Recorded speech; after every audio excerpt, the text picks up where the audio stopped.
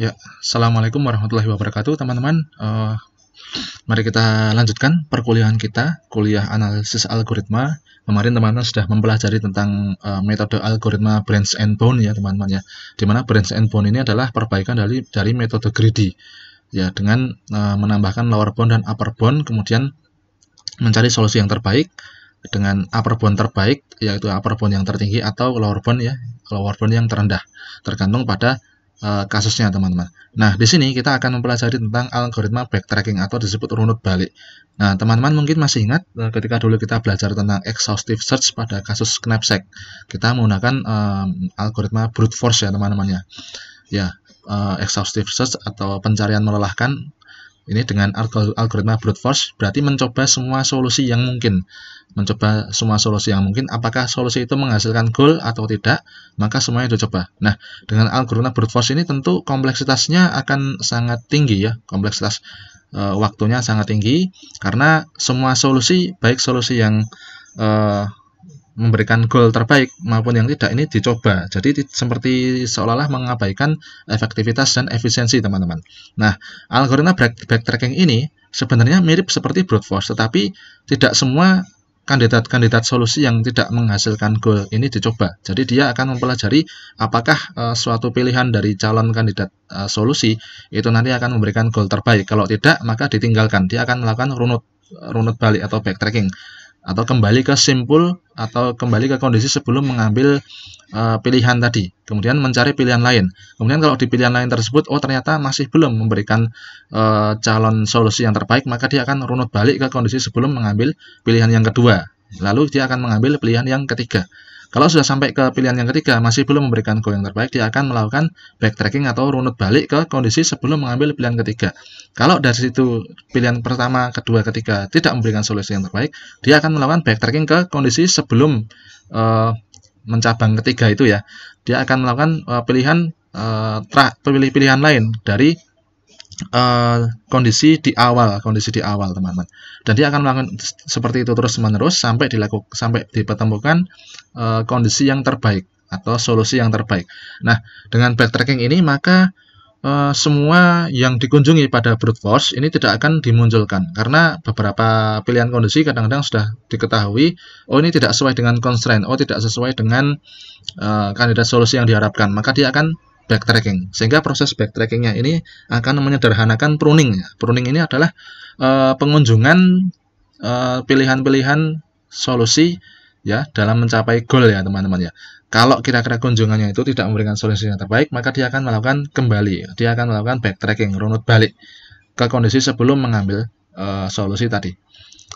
Jadi ya ibaratnya backtracking ini seperti trial and error, teman-teman. Tapi errornya nggak dituntaskan ya. Kalau sudah ketahuan error ya sudah kembali ke simpul sebelumnya, kembali ke kondisi sebelumnya, lalu mencari alternatif lain. Tidak sampai sudah tahu error tapi diteruskan seperti pada brute force gitu.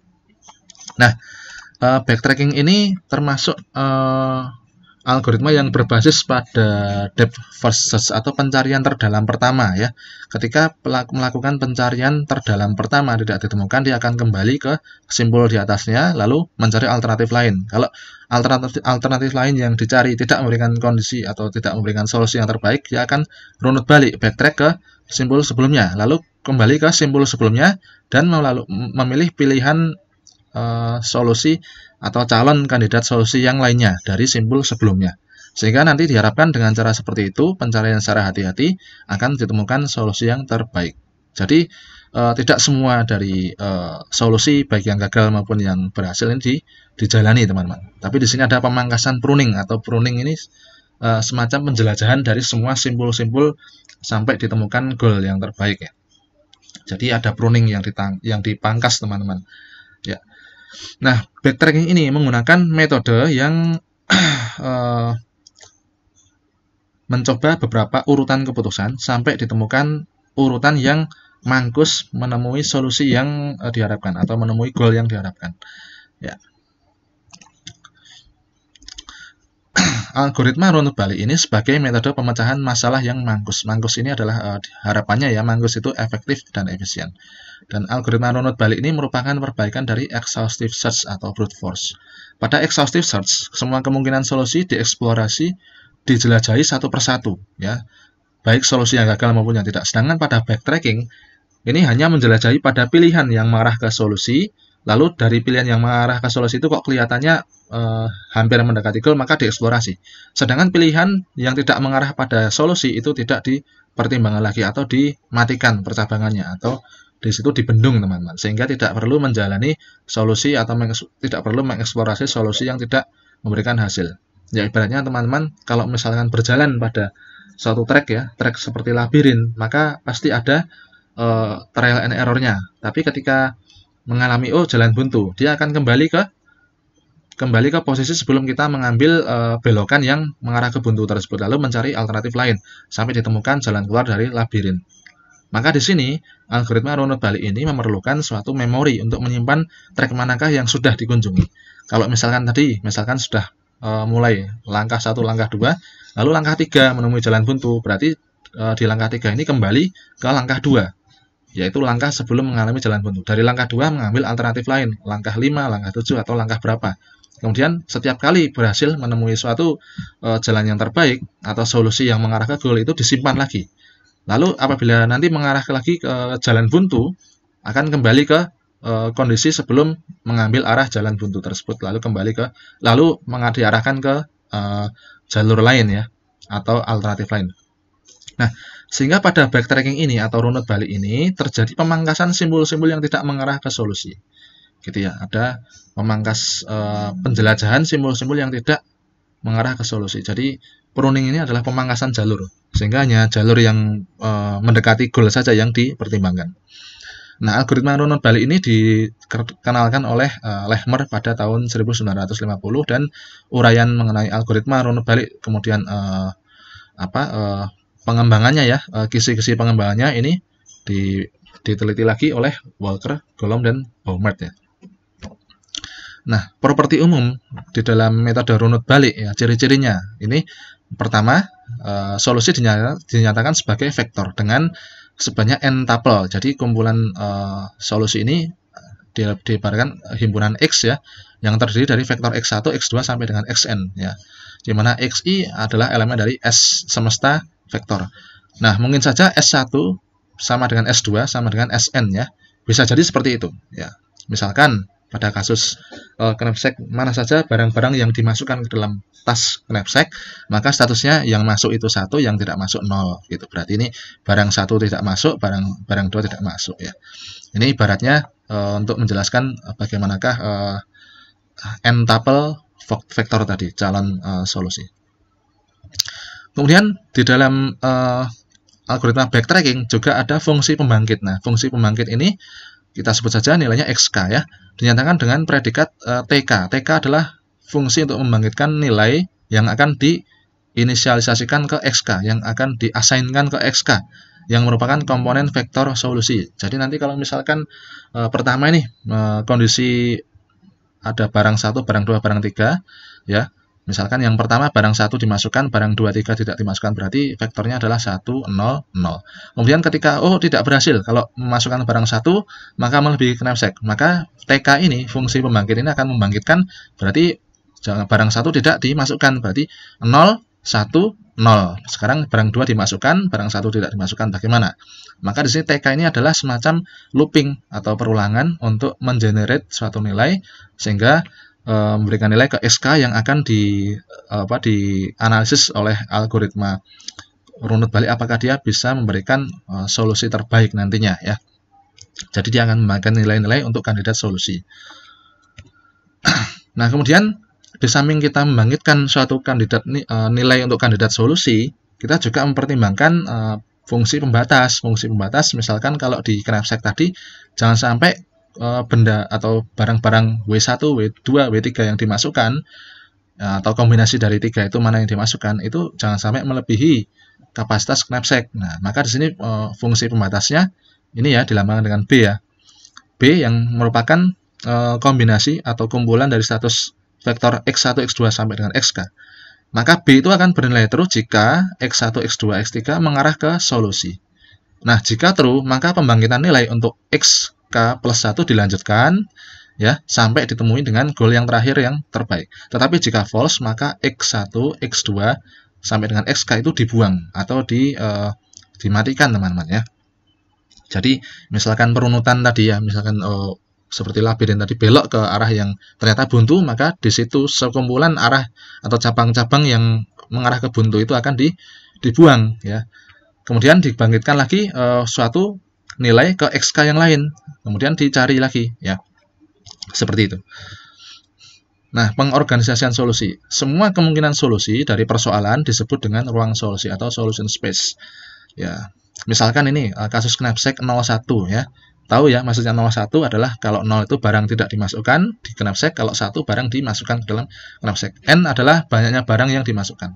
Solusi persoalan dinyatakan sebagai X1, X2, X3 dengan XI elemen bisa 0, bisa 1 ya. XI adalah elemen dari himpunan 0 dan 1. Nah, ruang solusi yang memungkinkan, ya, kondisi solusi yang memungkinkan dari 3 ini adalah apabila semua barang tidak dimasukkan, kemudian barang 2 dimasukkan, barang 3 dimasukkan, kemudian hanya barang 1 dimasukkan, kemudian barang 1 dan 2 dimasukkan, barang 1 dan 3 saja yang dimasukkan, barang 2 dan 3 dimasukkan, kemudian semua barang dimasukkan. Nah, ruang solusinya adalah semua kemungkinan ini. Nah, semua kemungkinan ini kalau di dalam brute force itu akan dicoba. Tapi di dalam backtracking, semua kemungkinan ini nanti dicoba, dari kemungkinan ini akan dicoba satu persatu terlebih dahulu.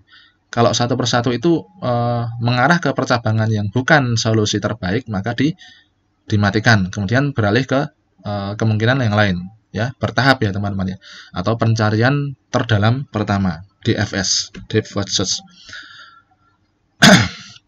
Nah, ruang solusi yang diorganisir ke dalam struktur pohon, ya.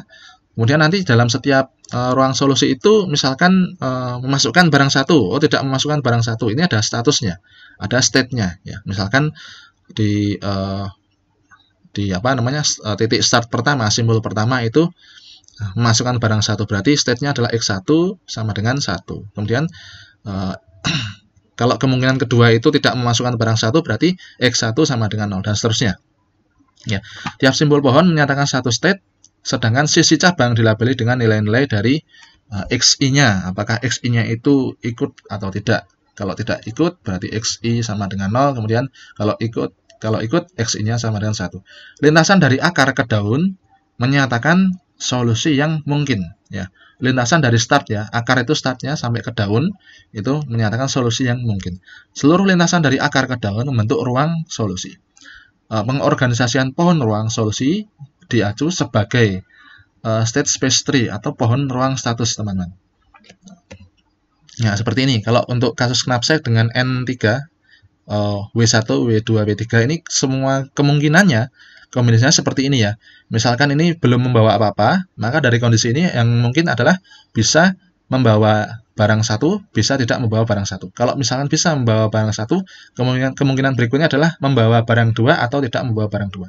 Kalau sudah membawa barang 2, kemungkinan berikutnya adalah membawa barang 3 atau tidak membawa barang 3. Lalu dari sini, misalkan tadi sudah membawa barang 1, kemudian lanjut ke kemungkinannya tidak membawa barang kedua, maka berikutnya adalah kemungkinannya membawa barang 3 atau tidak membawa barang 3. Kemudian kalau di sini, misalkan tidak membawa barang 1, lanjut ke kemungkinannya membawa barang 2. Kalau sudah membawa barang 2, kemungkinannya membawa barang 3 atau tidak membawa barang 3. Kemudian di sini juga kalau misalkan sudah tidak membawa barang 1, kemudian dilanjutkan tidak membawa barang 2, kemungkinannya adalah kemungkinan berikutnya itu adalah membawa barang 3 atau tidak membawa barang 3. Jadi ini kalau secara brute force semuanya dilakukan, tapi secara backtracking dia akan mengecek dari sini kemungkinan pertama X1, kemudian dari X1 kemungkinan kedua membawa barang 2. Nah, dari sini dijumlah apakah sudah melebihi knapsack dengan nilai profitnya berapa. Biasanya setiap barangan ada nilai profitnya. Dijumlahkan, kalau misalnya sudah melebihi knapsack, berarti percabangan ini dihentikan di sini. Nggak mungkin, nggak usah kita kaji sampai bawah, karena sudah jelas nggak bisa masuk ke knapsack. Lalu backtracking lagi ke sini. Alternatif berikutnya apa? Kembali ke kondisi sebelum melakukan percabangan ke membawa barang 2. Kembali ke sini, apakah tidak membawa barang 2, berarti kemungkinan berikutnya yaitu membawa barang 3 dan tidak membawa barang 3. Kalau membawa barang 3, jumlahnya berapa? Dari X1, X2, X3. Kalau misalkan jumlahnya masih sesuai, masih dalam kapasitas knapsacknya, kemudian profitnya tinggi. Nah, kemudian nanti dicek lagi ya yang lain. Kalau ternyata yang tertinggi ini tadi, berarti ini menjadi solusi yang terbaik. Ya. Tapi dari pengecekan ini tadi ya, pasti ada yang sudah ketahuan nih, oh setiap dari cabang 1, 2, 3, level 3 ini, oh sudah melebihi knapsack, ya udah nggak usah dilanjutin. Nah, bedanya di situ ya. Selisihnya dibandingkan dengan brute force adalah ada pruningnya teman-teman, atau pemangkasan pencarian solusinya. Ya, sehingga tidak semua cabang dari brute force kalau secara brute force itu dilakukan. Nah, prinsip pencarian solusi dengan metode runut balik ini dicari membentuk lintasan dari akar ke daun. Aturan pembentukan yang dipakai adalah mengikuti aturan depth first order atau DFS. Pencarian terdalam pertama. Nah, simbol-simbol yang sudah dilahirkan dinamakan simbol hidup. Sedangkan simbol hidup yang sedang diperluas dinamakan simbol expand. Nah, simbol yang terexpand ya. Diperluas itu kalau seperti apa? Kalau misalkan dari simbol sebelumnya itu muncul kemungkinan alternatifnya tadi ya. Nah, ini ya, misalkan dari sini. Nah, ini bisa di-expand, dia sudah membawa barang satu. Kemungkinan berikutnya di-expand membawa barang dua atau tidak membawa barang dua. Gitu ya. Kemudian, tiap kali simbol E diperluas, lintasan yang dibangun olehnya bertambah panjang. Jika lintasan yang sedang dibentuk tidak mengarah ke solusi, misalkan lintasan berikutnya itu melebihi kapasitas knapsack kalau dirunut dari awal sampai lintasan itu, maka simbol itu dimatikan atau disebut dengan dead note ya. Istilahnya dibunuh, dimatikan begitu. Kalau dibunuh ya lucu ya, bukan hama ya. Ya, fungsi yang digunakan untuk membunuh atau mematikan simbol E adalah dengan menerapkan fungsi pembatas atau bonding function atau constraint function ya. Simbol yang sudah mati tidak akan pernah diperluas lagi supaya memberikan efisiensi waktu dan bisa dialihkan untuk alternatif lainnya sampai dicapai goal terbaik. Jika pembentukan lintasan terakhir dengan simbol mati, maka proses pencarian backtrack ke simbol aras di atasnya. Jadi jika kita mencari ke suatu lintasan, ketemu jalan buntu, kemudian harus dari jalan buntu itu kita harus backtrack ke simbol sebelumnya untuk mencari alternatif lain selain jalan yang mengarah ke daerah buntu tadi ya. Lalu diteruskan dengan membangkitkan simbol anak-anak lainnya. Selanjutnya sampai simbol ini menjadi simbol E yang baru. Pencarian dihentikan bila kita telah sampai pada simbol tujuan akhir atau goal. Ya, contohnya ini misalkan teman-teman. Ya, ini adalah labirin. Teman-teman mungkin tahu ya, yang jurusan IF dan SI seringkali melihat ini di lantai atas gedung Patimura. Kalau untuk anak-anak KRCI ya, kontes robot Indonesia, ini biasanya latihan line follower-nya menggunakan track ini. Nanti bagaimanakah line follower itu mampu melalui track ini dalam waktu yang cepat ya. Nah, itu menggunakan algoritma backtracking, mungkin dengan kombinasi algoritma lainnya ya, bagaimana supaya backtrackingnya bisa baik dan mencapai jalan keluar yang tercepat. Kan dilombakannya seperti itu teman-teman. Nah, kalau kita lihat teman-teman dari atas nih kelihatannya gampang ya teman-teman ya. Misalkan ini dari sini nah, kita mengarah ke gimana yang kelihatannya jalurnya itu terbuka sampai ke kanan teman-teman. Nah, ini ke sini, ke sini, ke sini, ke sini, ke sini, ke sini, ke sini, ke sini, ke sini, ke sini. Cuman kalau kita ibaratkan kita sebagai suatu benda yang masuk ke dalam labirin, maka tentu saja mau tidak mau kita pasti melakukan backtracking.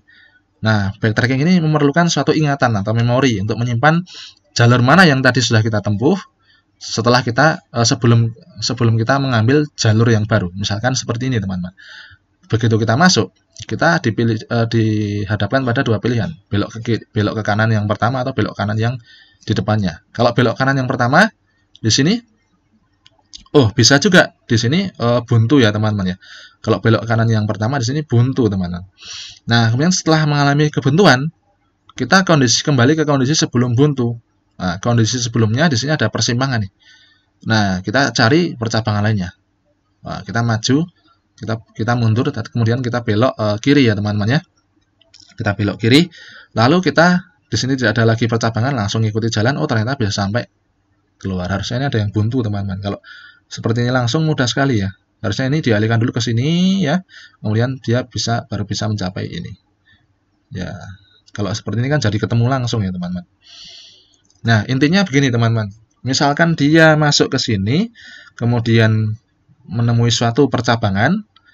Ketika dia memutuskan untuk belok ke cabang kanan, buntu. Kemudian belok ke cabang kiri ya. setelah memutuskan belok ke cabang kanan, oh buntu, maka dia akan kembali ke kondisi sebelum belok ke cabang kanan. Kondisinya kan ini. Nah, kemudian dari sini dia akan membangkitkan kemungkinan solusi berikutnya, belok ke kiri.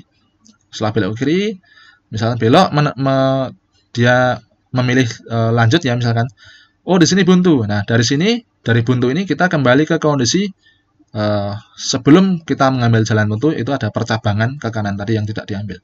Maka dari sini, dari kondisi ini, kita mengambil ke belok kanan. Lalu kita ikuti. Kemudian dari percabangan ini ada dua pilihan, ke kiri atau ke kanan. Misalkan kita memilih ke kanan, oh di sini buntu, berarti kita harus melakukan backtracking, kembali ke kondisi sebelum belok kanan, yaitu di sini. Maka kita membangkitkan alternatif berikutnya. Kemudian kita belok ke kiri. Di sini ada percabangan lagi antara lurus atau belok, kita ambil belok. Kita ambil belok kiri ya. Di sini oh buntu, berarti kita harus backtracking kembali ke kondisi awal. Nah, kondisi awal sebelum ambil kiri yaitu di sini ya. Maka dari sini kita memutuskan untuk alternatif lainnya lurus ya, ikuti jalan terus dengan pola seperti itu ya. Kalau terjadi buntu, backtracking ke posisi sebelum mengarah ke buntu, lalu dipelajari mana jalur lainnya selain yang mengarah ke buntu tadi, lalu coba lagi. Kalau ketemu oh ini masih buntu, kembali ke situasi sebelum melakukan belok ke arah yang buntu tadi, lalu mencoba alternatif lainnya lagi sampai mendapatkan hasil yang tidak buntu, teman-teman. Jadi ya ibaratnya trial and error, tapi kan dengan seperti itu lebih teliti dan tidak mencoba semua solusi ya. Dia mempertimbangkan solusi mana saja yang terefektif ya, dengan percobaan yang hati-hati, teman-teman. Nah, goal yang ini capai adalah mencari rute untuk menuju jalan keluar. Rute tersebut merupakan urutan dari 3 pilihan solusi yang dipilih, apakah maju, belok kiri, belok kanan. Tiap pilihan mengarah ke sekumpulan pilihan lainnya. Dan proses backtracking runut balik dapat dipergunakan untuk persoalan seperti ini. Ya, kalau kita sebagai objek yang ibaratnya kita nggak bisa melihat dari atas ya, melakukan backtracking. Misalkan seperti ini lintasannya. Nah, begitu masuk, kemudian misalkan antara lurus atau belok kanan, kita milih belok kanan. Nah, kita milih belok kanan, oh ternyata buntu. Ya, sudah kita backtracking, kita balik dulu. Balik, lalu nggak mungkin kita kembali ke kiri lagi ya, karena baru masuk kok langsung keluar begitu. Kita memilih kondisi belok ke kanan ya.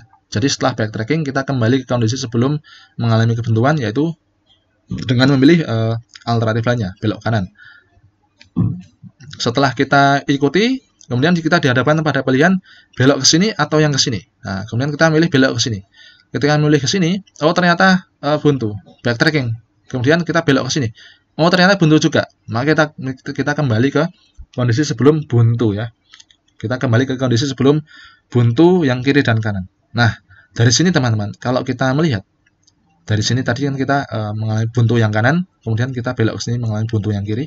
Kita harus kembali ke kondisi sebelum mengalami buntu kanan dan kiri. Artinya apa? Harus ada memori yang menyimpan trek manakah yang sudah kita lalui dan trek manakah yang tidak mengalami kebuntuan sebelum kita mengalami kebuntuan.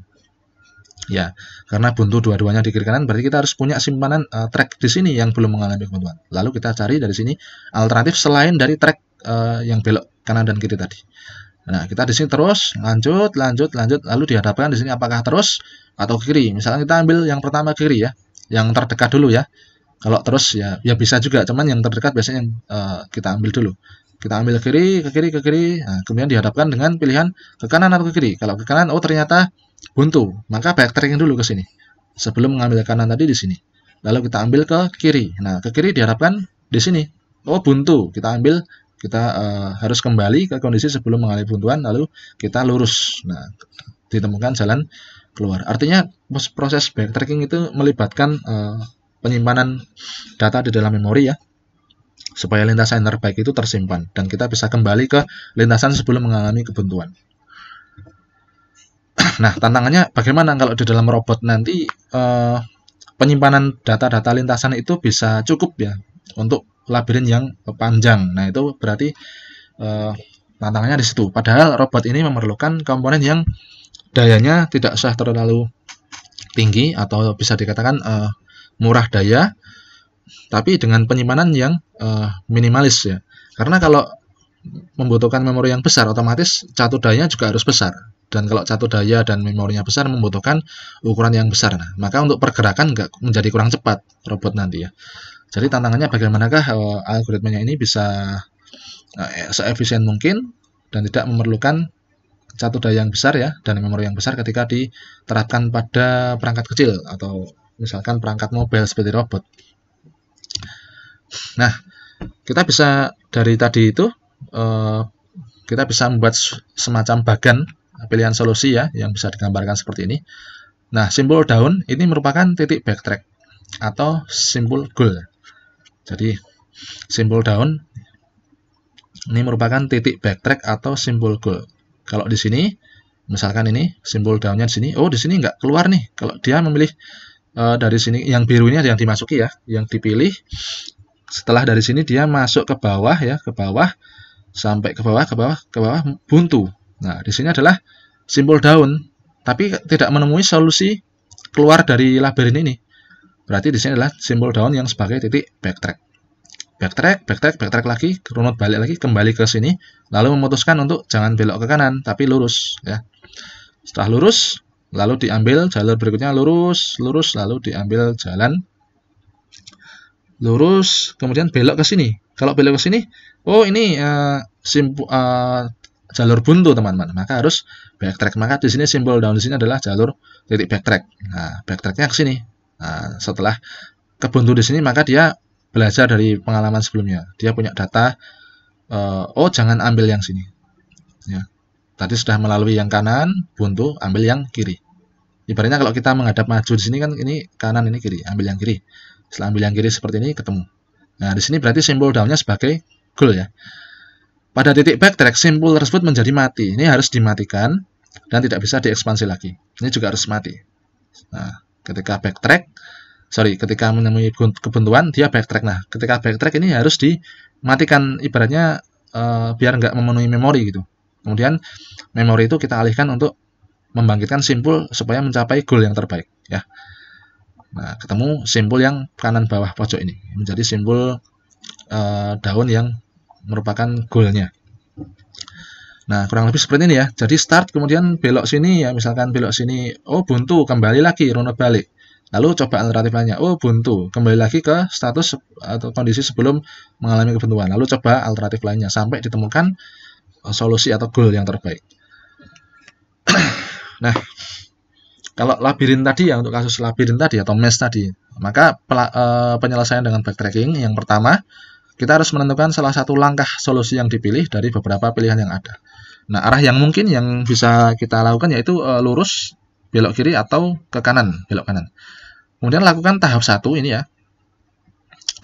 Sampai diketahui jika langkah tersebut bukan solusi, maka harus backtrack atau kembali atau runut balik ke salah satu langkah sebelumnya dan menentukan pilihan solusi lainnya. Ya, seperti kalau kita masuk labirin tadi yang sudah kita jelaskan. Kemudian proses diulangi sampai ditemukan solusi yang benar. Nah, kurang lebih seperti ini ya, teman-teman ya.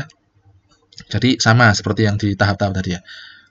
Nah, bagaimana mengetahui langkah yang mana yang perlu dijejaki kembali? Nah, itu tadi dengan adanya memorization, itu akan mempermudah manakah langkah yang perlu dijejaki kembali. Ada dua solusi untuk masalah ini. Yang pertama, simpan semua langkah yang pernah dilakukan, atau menggunakan rekursi. Ya, secara implisit rekursi itu menyimpan semua langkah.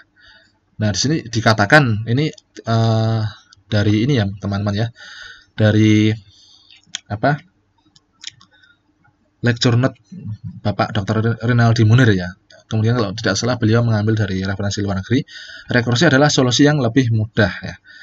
Nah, sebenarnya ya bisa dikatakan relatif ya lebih mudah itu. Ketika kita berhasil membuatnya, maka ketika diimplementasikan menggunakan rekursi itu dia akan lebih mudah. Tapi proses membuatnya untuk bagaimana sih pola-pola dari pergerakan secara backtracking supaya bisa dibuat fungsi rekursifnya ini memerlukan waktu yang ekspensif ya teman-teman. Maka ini disebut metode expensive algoritma rekursif ini. Tapi ketika sudah jadi, kita tahu polanya, pola rekursifnya, kondisinya, maka nanti dengan menjalani proses backtracking secara rekursif itu lebih mudah. Nah, kemudian backtracking juga digunakan di dalam penyelesaian masalah n-queen ya. Masalah n-queen ini adalah bagaimanakah apabila dalam suatu papan catur N queen ini saling tidak mengancam ya, dia berada di posisi aman ya. Artinya bagaimana? Jangan sampai ada queen yang sejajar secara diagonal atau sebaris atau satu kolom ya. Nah, misalkan ini queen ini bergeser ke sini, berarti dia saling mengancam dengan yang queen ini. Nah, kalau ini bergeser ke sini, dia akan saling mengancam dengan queen yang ini. Kemudian kalau ini bergeser ke sini, nah, maka di sini bisa saling mengancam juga karena sebaris itu mudah ya untuk saling mengancam ya. Kalau queen dengan queen sendiri itu dalam satu baris, kalau selisihnya selang satu baris, satu kotak itu masih bisa terancam ya. Jadi kondisi paling aman untuk N queen ini adalah ya seperti ini ya. Kita cari lintasan L ya, seperti kuda teman-teman. Kalau queen kan nggak bisa berjalan L seperti kuda. Nah, constraint-nya, fungsi pembatasnya yaitu kita harus mencari kondisi bagaimana queen itu tidak boleh berada pada kolom yang sama, kemudian tidak boleh berada pada baris yang sama, dan tidak boleh sejajar secara diagonal. Nah, solusi yang mungkin untuk penyelesaian masalah N queen itu, yang pertama membangkitkan semua solusi posisi yang mungkin, kemudian menelusuri semua solusi yang ada dan mencari solusi yang memenuhi constraint. Nah, dari N queen solusi yang dibangkitkan itu akan mencapai 4 pangkat 4 atau 256 solusi. Kalau ada 4 ratu ya teman-teman. Nah, ini secara brute force. Kalau ada 4 ratu maka solusinya nanti adalah 4 kali 4. Kemudian kalau backtracking teman-teman, yang pertama kita lakukan penelusuran solusi dilakukan secara bertahap dengan membangkitkan solusi utuh. Pada setiap tahap yang merupakan bagian dari solusi ditelusuri semua yang mungkin dan memenuhi constraint. Jadi setiap tahapnya dicari solusi terdalam pertama, seperti tadi ya. Kalau misalkan, oh ini kelihatannya tidak mencapai goal terbaik, backtracking, kembali ke kondisi sebelum mengambil pilihan tadi. Lalu kita pilih alternatif lainnya. Jika pada satu tahap dari sebuah solusi diketahui tidak menemukan pilihan yang memenuhi batasan atau constraint, maka akan kembali ke tahap sebelumnya untuk mencoba pilihan solusi lain atau backtrack ya, ini proses runut balik. Nah, kemudian proses 3 diulang sampai ditemukan solusi ini juga. Nah, proses backtracking ini sebenarnya ya memanfaatkan space tree dari brute force, tetapi tidak semuanya dikunjungi ya. Dia sambil memperhatikan constraint-nya itu terpenuhi enggak. Kalau terpenuhi, dilanjutkan membangkitkan atau expand dari jalur solusi tadi. Tapi kalau tidak terpenuhi, harus dimatikan jalur itu supaya ada penghematan memori. Nah, memorinya bisa dialihkan ke kandidat jalur yang mengarah ke solusi lain sampai dicapai goalnya. Nah, mengapa teman-teman di sini kalau dari 4 N queen solusi yang dimungkinkan untuk bangkit atau dibangkitkan solusinya itu ada 4 pangkat 4 ya. Ibaratnya seperti ini teman-teman. Kalau papan caturnya itu 4 kali 4 ya. Dan satu queen itu berarti bisa menempati 4 kali 4 posisi ya dalam papan catur itu. Nah, 4 kali 4 posisi itu untuk satu queen. Kalau untuk 4 queen, maka 4 dikali 4 kali 4. Nah, kalau misalkan di dalam setiap queen itu urutannya bisa berubah-ubah, maka setiap queen itu punya kemungkinan 4 macam urutan. Berarti 4 dikali 4 kali 4 dikali 4 lagi ya, sehingga ada sebanyak 256 solusi kalau kita menggunakan brute force, menelusuri semua kemungkinan posisinya. Tapi kalau tidak menggunakan backtracking maka akan lebih singkat ya, tidak sampai 4 pangkat 4. Mungkin hanya 4 pangkat berapa lah, N pangkat N dikurangi berapa ya. Karena backtracking ini memanfaatkan space tree dari brute force atau kemungkinan solusi dari brute force yang tidak semuanya dijalankan. Sehingga ini kemungkinannya ya N pangkat N min sekian ya. Nah, ini kalau brute force seperti ini teman-teman, semuanya dicoba ya, baik yang tidak menemui solusi maupun yang menemui solusi, sampai didapatkan visible kombinasi peletakan dari N queen ini yang terbaik ya, yang tidak saling mengancam. Ini ada kondisi pertama seperti ini, kondisi kedua seperti ini ya. Nah, kenapa tadi saya katakan 4 kali 4 kali 4 masih dikali 4 lagi? Karena yang di sini bisa saja Q1 atau Q2 atau Q3 atau Q4. Kemudian di sini bisa juga Q1, Q2, Q3 atau Q4. Ini juga. Jadi setiap ini bisa memiliki 4 urutan posisi peletakannya. Kemudian kalau melakukan backtracking teman-teman, nah seperti ini. Misalkan ini kondisi belum melakukan peletakan.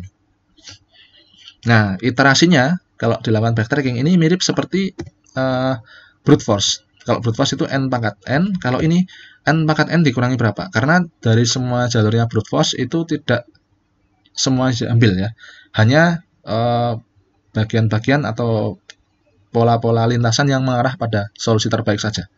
Jadi ada pengurangannya ya. Ini mirip seperti brute force tapi ada pengurangan kompleksitasnya ya. Nah, misalkan ini kondisi pertama belum ada ratu, kita berikan ratu pertama. Nah, ratu pertama ini di sini. Kemudian dari sini ada kemungkinan berikutnya. Supaya bagaimanakah peletakan ratu kedua tidak mengancam ratu ke satu. Misalkan dari sini kita cari dulu kemungkinan yang pertama itu adalah meletakkan ratu kedua pada baris yang sama. Oh, ini bukan merupakan solusi ya. Kita kasih tanda minus ya. Ini bukan merupakan solusi. Ini garisnya merah. Kemudian kita bangkitkan solusi berikutnya dari kemungkinan ini. Kalau tadi ratu yang kedua itu di sini, sekarang kita geser ke sini, ke bawah. Nah, bagaimana kalau kita geser ke bawah? Oh, ini masih tidak memenuhi karena masih satu diagonal dan berdekatan ya. Masih saling mengancam. Sehingga ini bukan solusi. Kemudian solusi berikutnya kita geser ratu kedua ke bawah lagi. Oh, di sini sudah tidak saling mengancam nih. Nah, maka dari sini kita ekspansi lagi. Bagaimana kalau kita kasih ratu ketiga? Yang pertama dari pola ini kita kasih ratu ketiga di kolom ketiga. Oh, ternyata tidak menjadi solusi karena satu baris dengan ratu pertama. Sehingga ini kita ekspansi lagi. Bagaimana ratu ketiganya kita turunkan ke baris kedua? Oh, ini masih menjadi tidak solusi ya. Masih minus, ini tidak menjadi solusi. Ini warna merah kan. Berarti ini saling mengancam antara ratu kedua dan ratu ketiga. Lalu bagaimana? Nah, kita geser lagi ke bawah. Oh, ini masih juga tidak karena satu baris dengan ratu kedua. Ya, ratu ketiganya. Lalu kita turunkan lagi. Oh, ternyata sediagonal dengan ratu kedua. Sehingga di sini tidak bisa menjadi solusi ya, walaupun awalnya ini terpenuhi untuk ratu 1, ratu 2. Sehingga backtracking dari sini tidak ditemukan solusi. Backtracking ke sini, kita mencoba alternatif lainnya. Tadi polanya adalah di sini, teman-teman, ratu keduanya. Ya, kita backtracking ke sini. Sekarang ratu keduanya kita taruh di baris paling bawah ya. Karena di sini sudah tidak memberikan solusi ya. Dari sini tidak memberikan solusi, kita backtracking ke sini. Ratunya kita letakkan di bawah ratu kedua. Nah, dari sini kita karena ini ratu keduanya di bawah, kita tinggal memanggil ratu ketiga. Kalau ratu ketiga letaknya di sini, oh tidak memenuhi. Sehingga di sini ada kotak hitam kecil ini. Maksudnya adalah kalau ratu ketiganya di sini tidak memenuhi karena sebaris dengan ratu pertama, teman-teman. Lalu untuk langkah kedua, bagaimana? Kita geser ratu ketiganya di baris 2. Nah, seperti ini. Oh, ini yang ini memenuhi ya. Kita tandai dengan garis warna hijau. Kemudian kalau sudah memenuhi, kita ekspansi. Nah, yang pertama kita letakkan ratu keempat. Ya, ini posisinya sudah memenuhi. Ini enggak ada yang saling mengancam ya. Sama-sama L line lah. Ratu 2, ratu ketiga saling memberikan lintasan L. Nah, ini dari sini kita ekspansi. Kita tinggal letakkan ratu keempat di ini ya. Di kolom keempat. Baris pertama. Nah, seperti ini. Oh, kita letakkan di kolom keempat baris pertama. Ini ada dua yang tidak memenuhi syarat. Antara ratu pertama dengan ratu keempat dan ratu ketiga. Ini kan satu diagonal. Ini sama ini nggak bisa. Ini sama ini satu diagonal. Oh, jadi min 2. Maksudnya ada 2 false yang tidak memenuhi. Nah, kemudian kita dari sini backtrack lagi. Ya udah, kalau seperti ini nggak bisa, kita turunkan ke bawah ya. Turunkan ke bawah yang ratu keempatnya. Sehingga di sini masih nggak bisa lagi ya. Masih nggak bisa lagi. Oh, berarti bukan solusi. Kita backtrack lagi. Sekarang solusinya adalah ratu keempat kita turunkan ke baris ketiga. Nah, ini masih satu diagonal, bukan solusi lagi. Kemudian kita turunkan lagi ke ratu keempatnya, kita turunkan lagi ke baris keempat. Nah, ini nggak bisa juga karena ratu kedua dan keempat sebaris. Berarti dari sini tidak bisa menjadi solusi. Nah, backtrack lagi ke sini, nggak bisa menjadi solusi lagi ya, karena di sini ratu keempatnya di sini, teman-teman ya. Ratu keempatnya di sini. Kalau kita kembali ke sini ya, kita kembali ke sini untuk kombinasi berikutnya, ratu keempatnya di pojok kanan atas. Kemudian untuk yang kedua nggak bisa. Untuk yang berikutnya adalah ratu ya.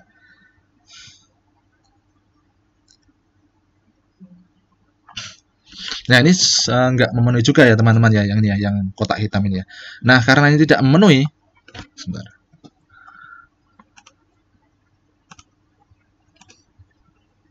Ya, untuk yang ini teman-teman, jadi tadi kan ini nggak memenuhi semua. Ini kita backtrack ke sini. Lalu untuk kombinasi berikutnya adalah kalau tadi yang ini nggak bisa, berarti kita harus menggeser ke sini ya. Untuk Queen 3 atau Ratu ketiga.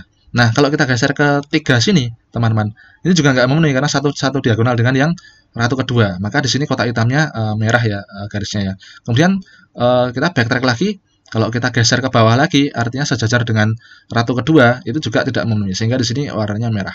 Nah, karena di sini tidak memenuhi solusi yang optimal, teman-teman. Ini backtrack lagi ke sini, backtrack. Maka dari sini kita backtrack lagi.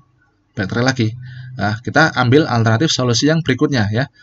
Sehingga kita geser Ratu satunya di sini, teman-teman. Di dua ini, di baris kedua. Nah, kemudian kemungkinan alternatifnya adalah yang pertama ini. Untuk berikutnya itu adalah Ratu 2-nya di sini. Nah, kalau Ratu 2-nya di sini itu masih satu diagonal dengan Ratu pertama, sehingga di sini kotak hitam. Kemudian berikutnya Ratu keduanya itu kita turunkan sebaris ya dengan Ratu pertama. Ini juga seperti ini ya, tidak memenuhi. Kemudian kalau kita turunkan lagi masih satu diagonal dengan Ratu pertama ya, untuk Ratu keduanya ya. Berarti ini tidak memenuhi. Kemudian kalau kita turunkan lagi, nah Ratu kedua posisi di sini nih. Sehingga di sini terpenuhi untuk Ratu kedua kalau posisinya di baris terakhir. Nah, dari sini kita runut lagi, teman-teman. Dari sini kita runut lagi, kita lakukan pola yang berikutnya. Kita berikan Ratu ketiga di baris pertama kolom ketiga. Oh, ini memenuhi karena saling L ya. Kemudian kombinasi berikutnya, teman-teman. Karena ini memenuhi, teman-teman, ini langsung lanjut saja. Kita kalau sini sudah saling memenuhi, untuk Ratu 1, Ratu 2, Ratu 3 tidak saling mengancam, kita berikan kombinasi berikutnya yaitu Ratu keempat di sini. Ratu keempat di sini berarti sejajar dengan Ratu ketiga satu baris, maka tidak memenuhi. Kemudian kalau Ratu keempat itu kita geser ke bawah, itu juga sebaris dengan Ratu kedua dan satu diagonal dengan Ratu ketiga, sehingga tidak memenuhi. Lalu kalau Ratu keempat kita geser ke sini di baris 3 kolom keempat, maka jadinya seperti ini. Ini memenuhi, teman-teman. Inilah visible yang pertama. Ya, kemudian dari sini teman-teman, kalau Ratu keempat kita geser ke bawah itu tidak memenuhi ya, sehingga di sini yang hitam ini ya, kalau Ratu keempat kita geser ke bawah. Nah, dari sini ini kita backtracking untuk mencari solusi berikutnya, teman-teman. Kita backtracking karena di sini tidak memenuhi solusi, kita backtracking lagi, di sini tidak ada solusi. Kita backtrack lagi, tidak ada solusi. Lalu kita backtrack lagi ke sini. Kalau tadi ini posisi Ratu 1 di baris kedua, sekarang kita geser posisi Ratu 1 di baris 3. Nah, dari posisi Ratu 1 di baris 3, kita tinggal menambahkan Ratu kedua di baris 1 kolom 2. Nah, ini seperti ini polanya. Nah, ini memenuhi ya, Ratu 1, Ratu 2 tidak saling mengancam. Oke, berarti kalau begitu kita tambahkan dengan Ratu ketiga di sini. Nah, kalau kita tambahkan Ratu ketiga di posisi ini, oh ini nggak memenuhi, berarti ini warna hitam.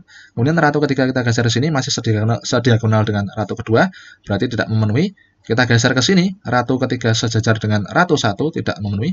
Kita geser ke sini, Ratu ketiga saling L-line ya, dengan Ratu-Ratu yang lain, sehingga menjadi seperti ini, Ratu ketiga. Nah, dari sini, kita tinggal mengkombinasikan dengan Ratu keempat, kita letakkan di sini. Nah, Ratu keempat kita letakkan di sini ya.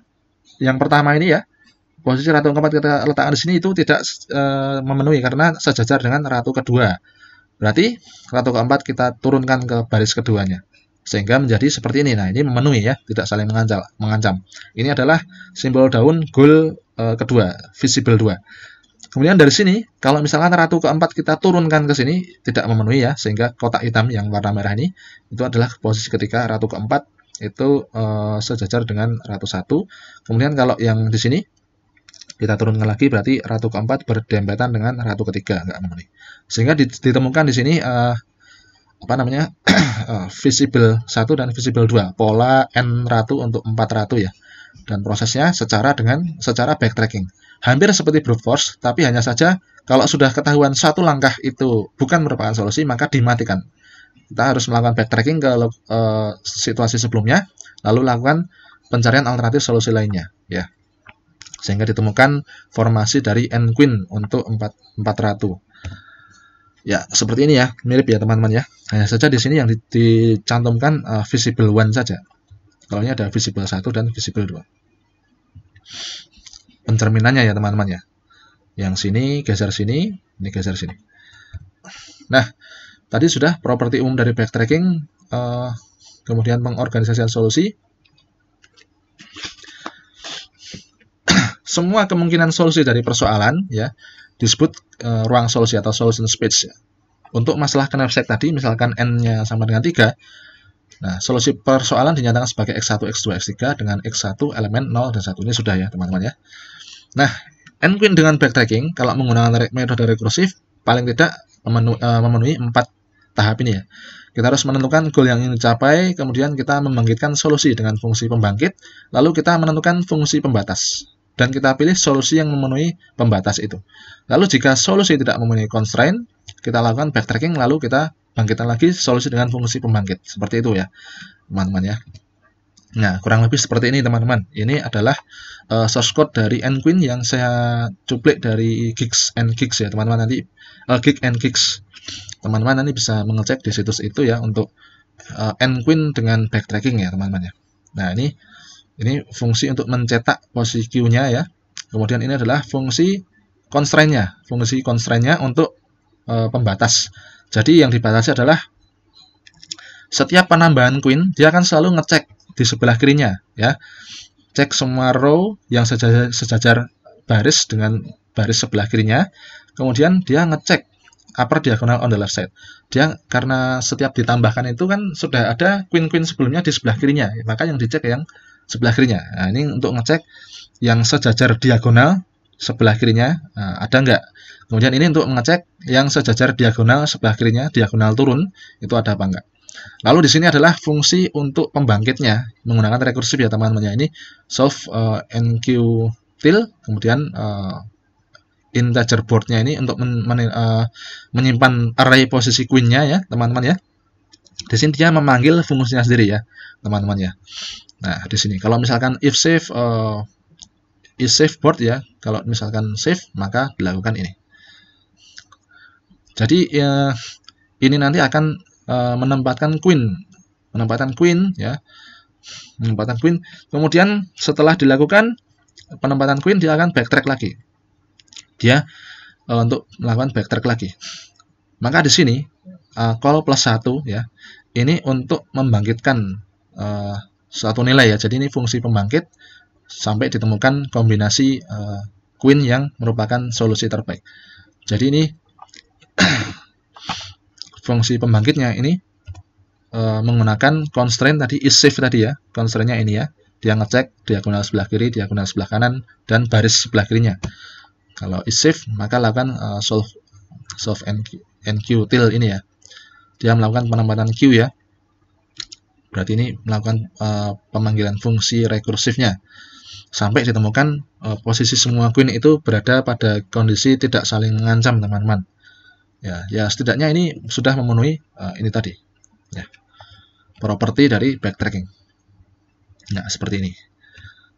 Nah, untuk persoalan knapsack teman-teman, misalkan knapsack dengan inisiasi N sama dengan 3, W1, W2, W3 itu masing-masing 35, 32 kilo, 25 kilo. Kemudian profit dari W1 40, profit dari W2 25, profit dari W3 50. Dan kapasitas knapsacknya 30. Nah, solusi nanti dinyatakan dengan X1, X2, X3, nilainya mana yang 0, mana yang 1, mana yang 0 gitu ya. Dan fungsi constraint-nya adalah jumlah dari weight-nya, semua yang dimasukkan, ini harus sama dengan atau lebih kecil dari M-nya atau kapasitas knapsack-nya. Nah, pada metode brute force, semua lintasan dari akar ke daun itu akan dievaluasi. Dari akar ke daun akan dievaluasi ya. Misalkan X1 masuk, kemudian setelah X1 masuk memasukkan X2, kemudian setelah memasukkan X2 memasukkan X3. Oh, ternyata ini kondisinya kalau memasukkan X1, X2, X3 itu X1-nya 1, X2-nya 1, X3-nya 1. Berarti semua X-nya masuk, semua weight-nya masuk. Oh, ternyata misalkan tidak sesuai dengan kapasitas knapsack-nya. Nah, misalkan X1 itu 35 tambah 32 itu 67, 67 tambah 25, 67 25 berarti 92 ya. 92 ini melebihi knapsack nih. Nah, di sini tidak termasuk. Kemudian kalau tidak membawa X3, X3-nya berarti 110, X3-nya 0 ya. Nah, ini juga tidak masuk karena melebihi knapsack. X1 tambah X2 kan sudah lebih dari 30. Nah, kalau brute force ini semuanya dilakukan ya. Semua ruang solusinya dilakukan. Padahal ada yang tidak memenuhi solusi. Nah, kalau menggunakan backtracking teman-teman, nah kita menguji satu persatu dulu ya, dari setiap tahap. Misalkan kondisi 1 itu tidak membawa apapun, lalu misalkan kita membawa X1 teman-teman. Kalau kita membawa X1 itu beratnya adalah 35, sementara kapasitas knapsacknya itu 30. Maka di X1 ini tidak memenuhi, sudah nggak memenuhi. Ya udah nggak usah diterusin, nggak usah kita mempertimbangkan apakah membawa X2 atau X3 dari simbol ini.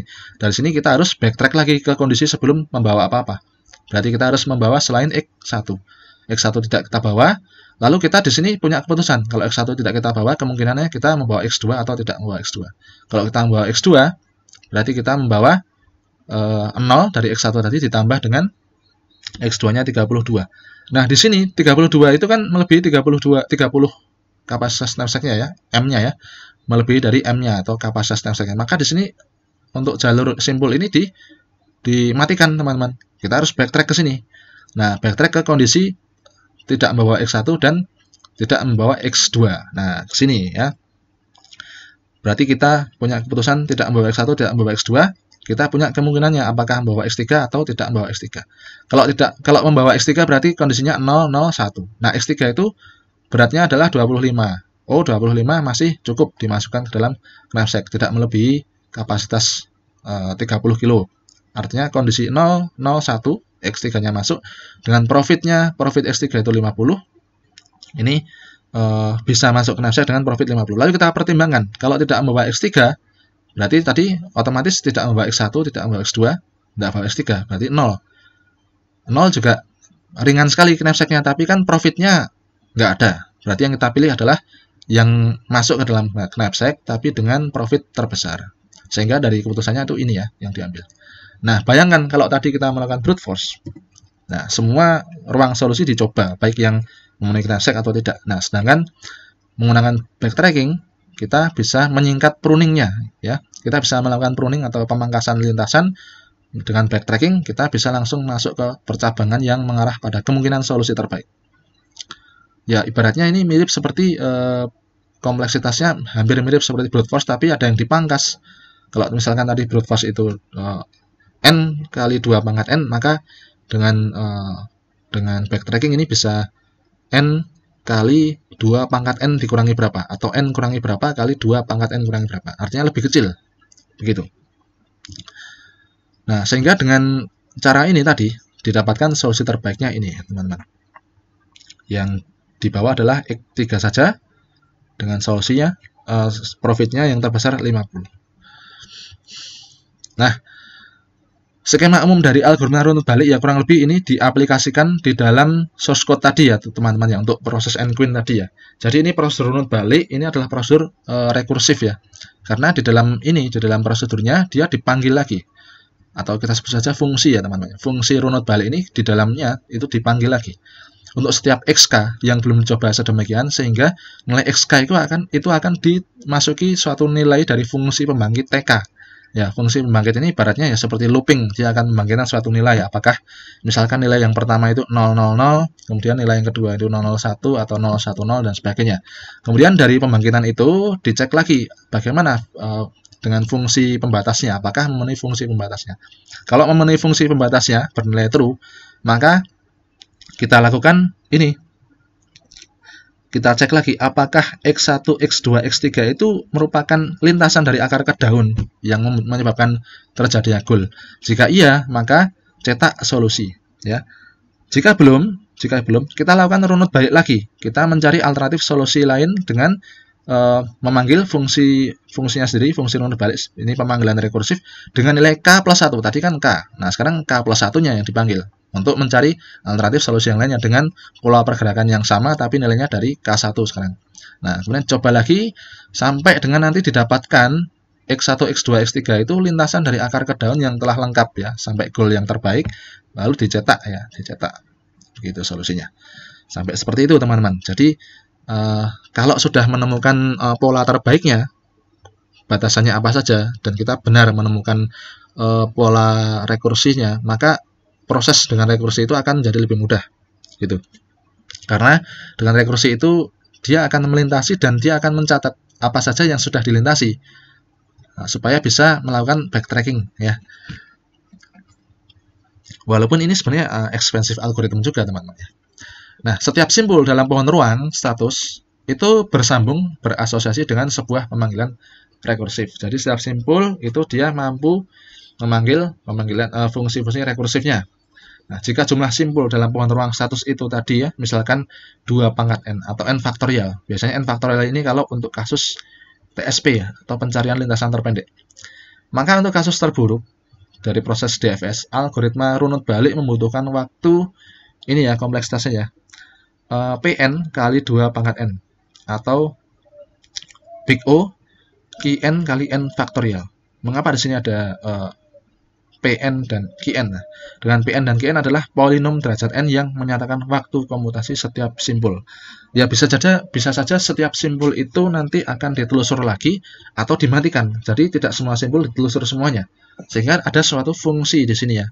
Misalkan ini n kali 2 pangkat n. Kalau misalkan ada suatu fungsi atau ada suatu simbol yang meneruskan ke fungsi sampai sedetailnya, kemudian nanti misalkan di sini menjadi n-4 misalkan kali 2 pangkat n-1, ya itu bisa juga seperti itu. Atau misalkan karena suatu simbol itu nanti ada yang kompleks, dia menjadi n kuadrat min 4 kali 2 pangkat n-3 misalkan. Atau ini misalkan n kuadrat min 4 kali n-3 faktorial, ya itu bisa juga seperti itu. Ya, karena setiap simbol itu tidak semuanya dilakukan seperti brute force, tapi ada bagian-bagian simbol yang meninggalkan lintasan anaknya ya, atau lintasan kandidat solusi atau subsolusi di bawahnya. Kemudian ada juga yang menelusur sampai dalam, tergantung dari dia sudah mencapai goalnya atau belum. Ya. Namun setidaknya algoritma backtracking ini lebih singkat ya daripada brute force, tapi bisa dikatakan ini termasuk algoritma yang cukup lama juga dibandingkan dengan algoritma sebelumnya ya, Branch and Bound ya.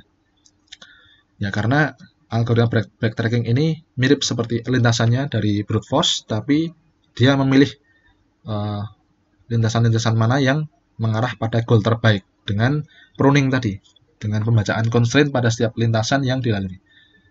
Ibaratnya tetap trial and error, tetapi dengan mempertimbangkan constraint. Oh, ini arah ke sini sudah merupakan tidak memenuhi goal, maka dia harus mundur, kemudian melakukan alternatif yang lainnya. Sehingga kompleksitasnya hampir sama seperti brute force ya, tapi ya ada pengurangan sedikit lah. Sehingga di sini kompleksitas waktunya adalah Pn kali 2 pangkat n untuk jumlah simbol 2 pangkat n, kemudian Qn kali n faktorial kalau jumlah simbol dalam pohon ruang statusnya itu adalah n faktorial. Ya, demikian teman-teman. Mungkin minggu depan kita lanjutkan lagi dengan pembahasan backtracking bagian 2 ya. Insya Allah, atau mungkin algoritma yang lainnya. Teman-teman, saya minta tetap semangat ya teman-teman. Pelajari lagi. Boleh teman-teman mengambil dari sumber selain yang saya sampaikan ya. Karena ini Merdeka Belajar, teman-teman saya minta tetap semangat dan kerjakanlah tugas-tugasnya dengan berkelompok ya, sehingga Anda cepat paham dengan belajar bersama-sama. Ya, maksud saya bekerja sama dalam mengerjakan tugas bukan berarti membuat Anda lebih mudah untuk mencontek, tapi Anda belajar satu sama lain dengan lebih mudah. Ya. Kalau belajar sendiri, pasti trial and error-nya ya seperti tadi. Bisa jadi brute force ya kalau belajar sendiri. Tapi kalau belajar bersama-sama, maka proses backtracking-nya, runut baliknya itu akan menjadi lebih cepat, sehingga Anda menemukan goal yang terbaik. Ya. Terima kasih atas perhatiannya. Salam sejahtera. Wassalamualaikum warahmatullahi wabarakatuh. Salam belajar. Selamat belajar teman-teman.